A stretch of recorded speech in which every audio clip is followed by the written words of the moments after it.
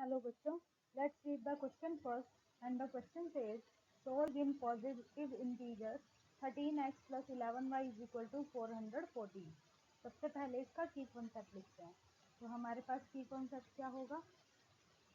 आपको पता है कि आपको इसे पॉजिटिव इंटीजर्स की फॉर्म में शो करना है. मतलब x एंड y आपके क्या आने चाहिए? Should be positive integer.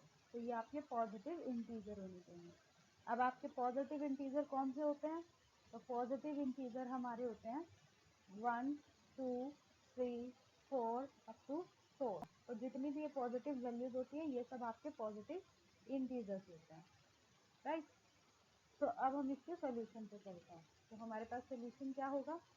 आपको जो इक्वेशन गिवन है वो लिखेंगे 13x plus 11y is equal to 414, right. ये हमारे पास इक्वेशन गिवन है. तो सबसे पहले हम यहाँ पर जो y का कोफिशिएंट है उसको देखेंगे. वो हमारे पास 11 है. तो हम डिवाइड करवाएंगे बोथ साइड 11 से. तो divide both side by 11, right. तो हमारे पास लेफ्ट हैंड साइड क्या बन जाएगी? 13/11 x प्लस 11/11 तो आपका 1 ही बन जाएगा. तो इसका मतलब यहाँ पे आपका सिर्फ y रहेगा. तो 13/11x plus y is equal to right hand side में भी आपको डिवाइड करवाना पड़ेगा. तो 414 डिवाइड बाय 11, राइट. अब आपको पता है कि जो 13 है ये आपका यहाँ पर 414 रहेगा. ठीक है. तो अब आपको पता है कि जो आपके पास न्यूमरेटर है अगर वो डिनोमिनेटर से बड़ा हो तो आप उसे सिंपल डिवाइड करवा सकते हो, राइट. तो इसका मतलब आपका जो ये 13 है ये 11 से डिवाइड हो सकता है और 414 भी आपका 11 से डिवाइड हो सकता है.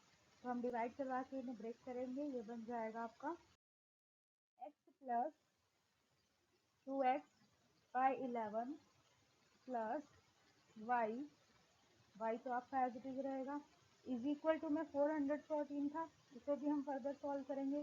तो 37 प्लस 7/11 हो जाएगा. अब यहाँ पर आपके पास है x प्लस वाई.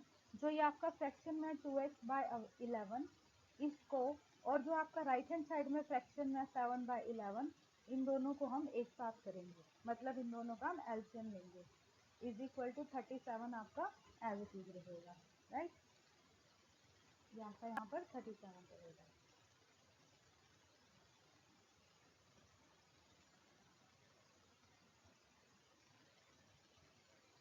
अब हमने यहाँ पर इन दोनों का एलसीएम लिया तो बन जाएगा x plus y plus 2x minus 7 divide by 11 is equal to 37.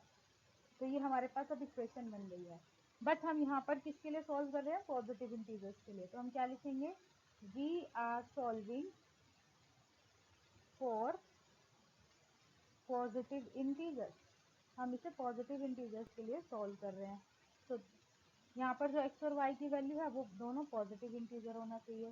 तो हम क्या लिखेंगे? सो x and y both will be positive integer, right. इसका मतलब आपके पास जो ये कंप्लीट इक्वेशन आई है ये क्या होनी चाहिए? पॉजिटिव इंटीजर होनी चाहिए. तो यहाँ पे आपको जो ये फ्रैक्शन में दिख रहा है ये भी आपके पास क्या होना चाहिए? पॉजिटिव इंटीजर होना चाहिए. तो देयरफॉर 2x माइनस 7/11 ये आपके पास पॉजिटिव इंटीजर ही होना चाहिए. ओके. अब अगर हम किसी पॉजिटिव इंटीजर को किसी नंबर से मल्टीप्लाई करते हैं तब भी वो पॉजिटिव इंटीजर ही रहता है. तो अगर हम 2x माइनस 7 डिवाइड बाय 11 को मल्टीप्लाई करवाएं 6 से तब भी वो एक पॉजिटिव इंटीजर ही रहेगा. तो हमने मल्टीप्लाई करवा दिया 6 से, अभी भी ये हमारे पास इंटीजर ही रहेगा. अब ये बन जाएगा आपके पास 12x divide by 11 minus 42 divide by 11. तो ये भी हमारे पास क्या होगी? एक पॉजिटिव इंटीजर ही वैल्यू होगी. फर्दर इसे और ब्रेक कर सकते हैं. तो 12/11 को आप x प्लस x/11 लिख सकते हो. ये आपने x वाली टर्म को ब्रेक किया. अब आप दूसरी टर्म को ब्रेक करेंगे तो ये बन जाएगा 3 माइनस 9/11, सॉरी प्लस 9/11। ये भी आपका एक पॉजिटिव इंटीजर ही रहेगा।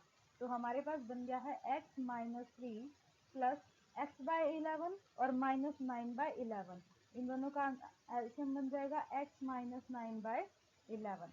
तो ये भी हमारे पास एक पॉजिटिव इंटीजर ही रहेगा। अब अगर आपके पास ये पूरा एक पॉजिटिव इंटीजर है तो ये जो फ्रैक्शन में आपको वैल्यू दिख रही है ये भी एक पॉजिटिव इंटीजर ही होगी। तो देयरफॉर x माइनस 9/11 ये भी हमारे पास एक पॉजिटिव इंटीजर ही होगा, राइट। तो ये एक पॉजिटिव इंटीजर होगा तो इसे हम p मान लेते हैं। तो यहाँ से आपको मिलेगा x minus 9/11 is equal to p। तो x की वैल्यू आपके पास यहाँ से क्या आ जाएगी 11p प्लस 9। इसी x की वैल्यू को यूज करते हुए अब हम y की वैल्यू फाइंड आउट करेंगे। तो हमारे पास y की वैल्यू कितनी आ जाएगी, क्वेश्चन में पुट करवाएंगे x की value 13 times 11p plus 9 plus 11y is equal to 414। तो ये हमारे पास क्वेश्चन में x की वैल्यू पुट करवाने के बाद आएगा। तो यहाँ से आप सॉल्व करेंगे, आप 11y को यहीं रहने देंगे इज इक्वल टू में 414 माइनस 13 टाइम्स 11p प्लस 9। अब आप इसे ओपन करेंगे 11y आपका इक्वल हो जाएगा 414 माइनस 13 को 11 से मल्टीप्लाई करेंगे तो आपके पास आएगा 13 143p माइनस 13 को आप 9 से मल्टीप्लाई करेंगे तो हमारे पास कितना आ जाएगा 117। 11y आपका किसके इक्वल आ गया 414 में से आप 117 को सब्ट्रैक्ट करेंगे 297 आएगा माइनस 143p। तो हमारे पास y की वैल्यू कितनी आ जाएगी 297 डिवाइड बाय 11 माइनस 143/11p।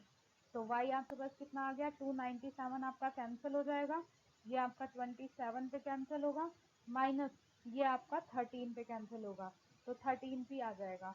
ये आपके पास आ गई है फाइनली y की वैल्यू, राइट। तो अब आपके पास x आ चुका है, y आ चुका है।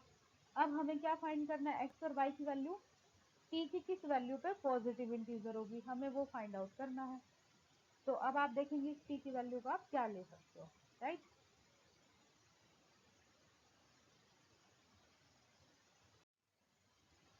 तो x आपके पास कितना आया है, x की वैल्यू यहाँ से आ गई थी 11p प्लस 9 और y की वैल्यू हमारे पास आ गई थी 27 माइनस 13p। अगर आप p की वैल्यू को नेगेटिव लेते हो मतलब लेस देन 0 लेते हो तो उस केस में जो आपका x होगा वो भी नेगेटिव आएगा, मतलब x की वैल्यू भी लेस देन 0 होगी अगर आप यहाँ से देखते हो।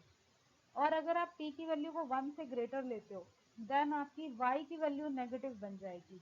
तो आप x और y की नेगेटिव वैल्यू नहीं ले सकते, ये आपकी पॉसिबल नहीं है क्योंकि आपको जो सॉल्व करना है वो पॉजिटिव इंटीजर की फॉर्म में सॉल्व करना है, राइट। तो इसका मतलब p की वैल्यू ना तो आप नेगेटिव ले सकते हो ना ही आप 1 से ग्रेटर ले सकते हो। तो देयरफॉर आप p की वैल्यू क्या ले सकते हो, p कैन बी 0 एंड 1। आप इसे सिर्फ 0 और 1 ले सकते हो। यहाँ पर अगर आप 13 की वैल्यू 2 पुट करवाएंगे तब भी ये पॉजिटिव बनेगी। तो इसका मतलब आप 1 से ग्रेटर नहीं 2 से ग्रेटर नहीं ले सकते। 1 से ग्रेटर आप 2 इसमें पुट करवा सकते हैं। तो यहाँ पर आपकी कंडीशन बनेगी p अगर आप ग्रेटर देन 2 लेते हो तो आपका y नेगेटिव बनेगा। इसका मतलब p की वैल्यू 0 हो सकती है, 1 हो सकती है और 2 हो सकती है। तो अब हम इस p की तीनों वैल्यूज पे चेक करेंगे कि हमारा x और y क्या आएगा। तो अगर हम p की वैल्यू को 0 ले लें, सेकेंड कंडीशन अगर हम p की वैल्यू को 1 ले लें, तो अगर हम p की वैल्यू को 2 ले लें तो इस केस में आपका x और y क्या होगा। p अगर हम 0 पुट करवाते हैं तो x की वैल्यू होगी 9 और y की वैल्यू होगी 27। अगर 1 लेते हैं तो x की वैल्यू होगी 20 और y की वैल्यू होगी 14। अगर हम p की वैल्यू को 2 ले लेते हैं तो x बन जाएगा 31 और y बन जाएगा 1। तो इस तरह आप इन तीनों सॉल्यूशंस को फाइंड आउट कर सकते हो। तो आपके पास x की वैल्यू और y की वैल्यू 3 आ जाएंगी। x की वैल्यू 3 कौन कौन सी होगी, या तो आप 9 ले सकते हो, उस केस में आपको y 27 लेना होगा। अगर आप x की वैल्यू 20 ले रहे हो तो y 14 लेना होगा। x आप 31 लोगे तो y की वैल्यू 1 लेनी होगी। तो यही आपका फाइनल सोल्यूशन होगा। I hope you understood well. Best of luck. Thank you.